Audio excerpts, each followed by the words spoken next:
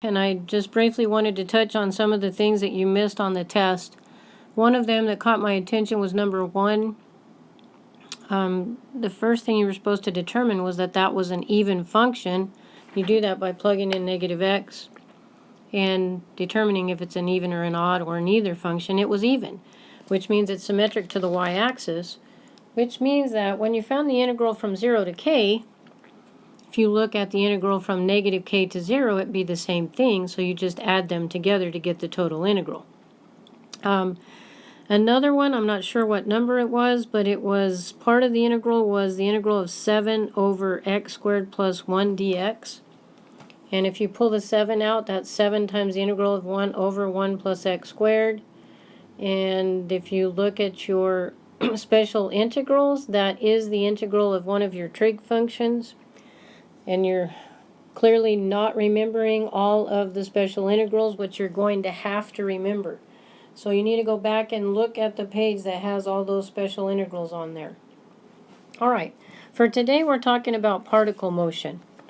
And if you look at the bottom of page 461, it tells you the definite integral of the velocity function of a particle moving along the x-axis represents the algebraic sum of the left, which are negative values, and the right, which are positive distances traveled by the particle, because the integral of the velocity at t dt is the same as rate times time. So if you look at this graph,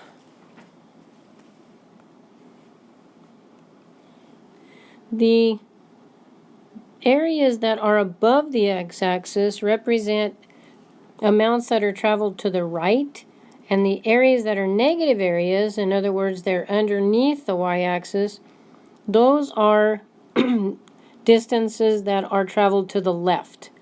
So if we look at this, it would be positive 4 minus 6 plus 5 minus 8, which gives you a total of negative 5, which means that it moved 5 units to the left total. All right, so 90.1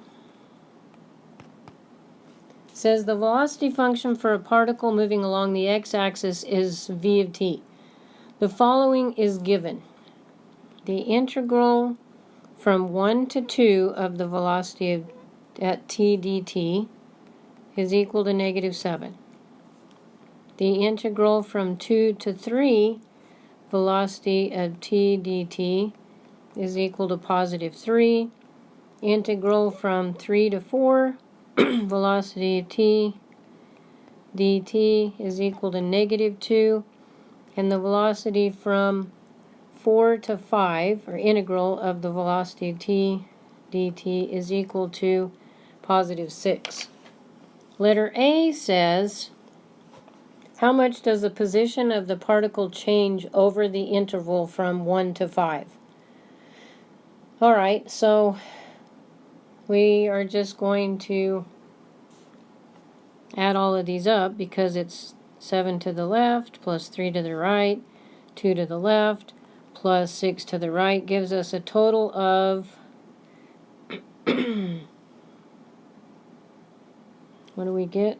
It's negative 3, that'd be 4, not negative 4 minus 2 minus 6, so it's a total change of 0. So we end up right back where we started from. Letter B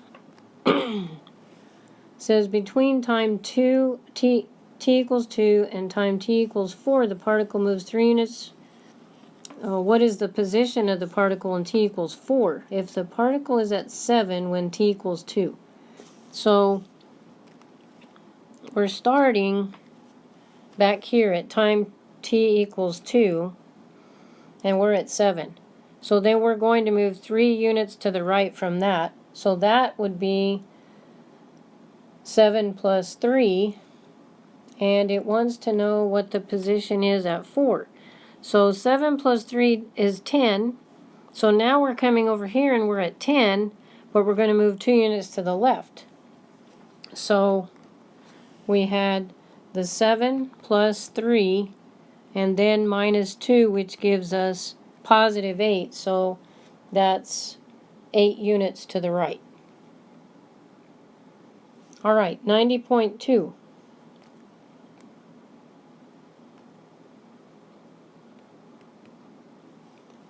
A particle moves along the x-axis so that its position function is x of t equals 2t cubed minus 9t squared plus 12t plus 1.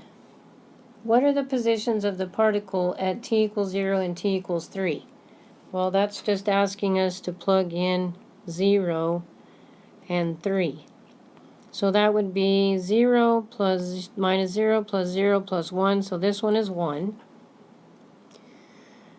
And this one is 2 times 3 cubed minus 9 times 3 squared plus 12 times 3 plus 1.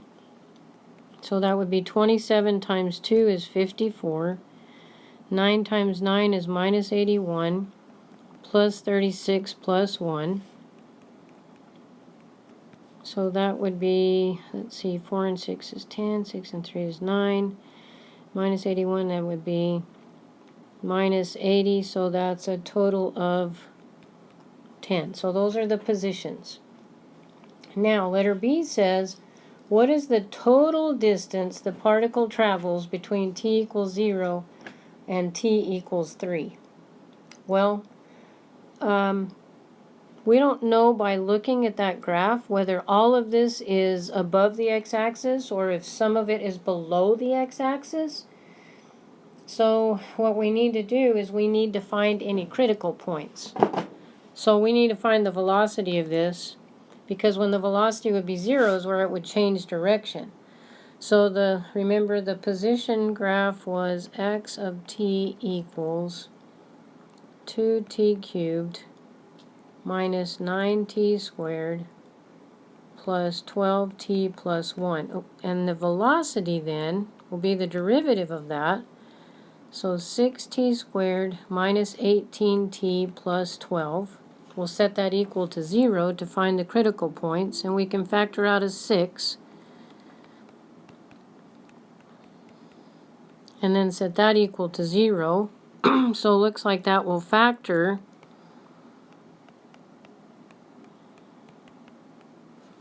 So we have critical points at t equals 2 and t equals 1. So what we need to find is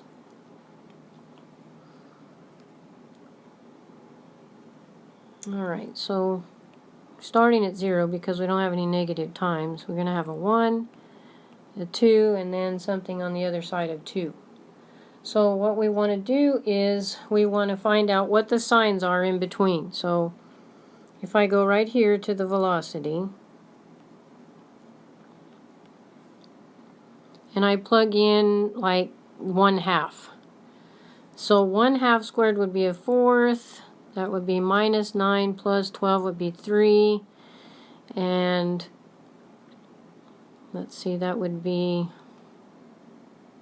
negative 9. That would be positive 3. And then that would be adding another positive number. So this is going to be positive in here. Now if we plug in 1/2 or 3/2, then this would be 2, 9, that'd be negative 27 plus 12 would be negative 15 plus 9, that's going to be a negative number. And then over here if we plug in, say, positive 3, that'll be 9 times 6 is 54 minus 54 would be 0 plus 12 would be positive. So we know that the velocity is positive in this area, negative in this area, and then positive in this area. So what we're going to have to do is we'll have to break the integral up into these intervals. And it wants to know from t equals 0 to 3, so we're going to have to go to 3 here. So in other words, we're going to have the integral from 0 to 1. And then, because this is negative, it'll be minus the integral from 1 to 2. And this one is positive, so plus the integral from 2 to 3.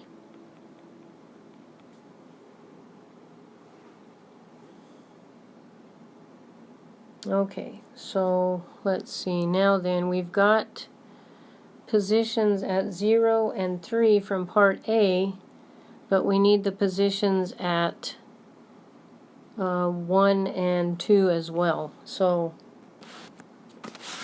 see, we found the position of x0 to be equal to 1, and we need the position at 1, we need the position at 2, and we've got the position at 3 was equal to 10. Alright, so at 1, remember that function is x of t is equal to 2t cubed minus 9t squared plus 12t plus 1. So at 1, that's going to be 2 minus 9 is minus 7 plus 12 is 5 plus 1 is 6. And at 2, that would be 8 times 2 is 16.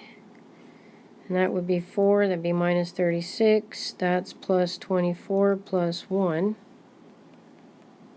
So that would be negative 24 plus 1 is 5. Alright, so we have all of these.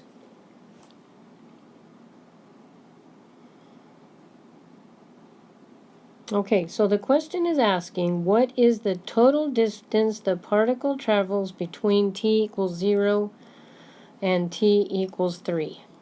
Alright, so the distance traveled between 1 and 6 is 5. Distance traveled between 6 and 5 is 1. And between 5 and 10 is 5.